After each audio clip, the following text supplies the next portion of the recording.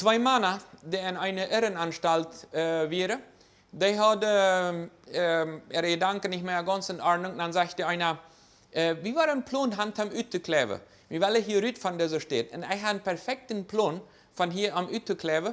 Ich habe das fertig gefangen, was ans Halbe, was wir hier utkleven können. Dann sagt der andere, Dale, ich merke mit. Und Tick dann bezieht, dann sitzt er da, der andere, der hat ein Motorrad, der hat keine Räder.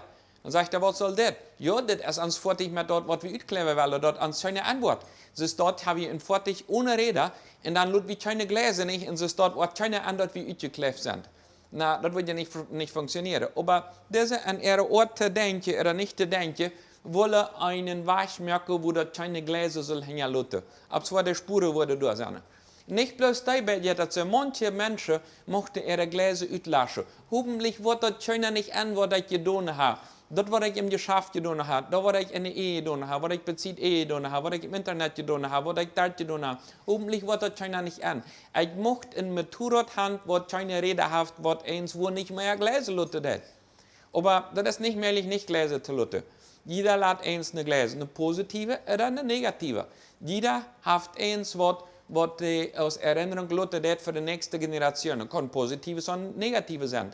An dem Tag, wo wir erst dort zurückgekommen sind, wo wir nicht mehr rückkehren, eins wo am Friedhof, dann ab dem Stein, ist dort geschrieben, oder ist dort hängen lassen, was wir möchten hängen lassen. Jeder, der definiert mit seinem Leben, was er möchte hängen lassen. Einige möchte ein Geld auszahlen lassen. Einige möchte viel Geld hängen lassen. Einige möchte das Recht Gottes abgebüht haben. Einige möchte den Glauben hängen lassen. Einige möchte eine stabile Familie hängen lassen. Und einige, der möchte, so dass keiner was angeworden ist. Gott an seine Weisheit wollte alles in uns leben.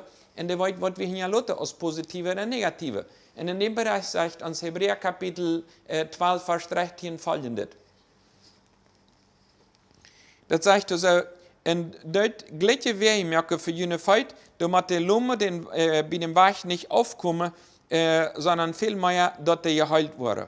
Menschen, die lohm sind, Menschen, die den Weg nicht finden, dass die können diesen Weg finden.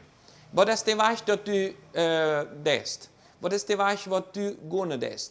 Wenn die nicht dem nachfallen, wenn die noch bist, oder wenn Menschen von einer anderen Kultur so leben, als du lebst, mit dem Wortschatz, mit der Lieblichkeit, mit der Form der Familie zu behandeln, mit der Form der Geschäfte zu merken, wenn die Menschen dort noch gehen, ist dort eine Form, dass die können sagen, das ist Gott nur gefällt, sind das so eine Gläser, dass die nicht wieder aufkommen, sondern dichter wie von Gott.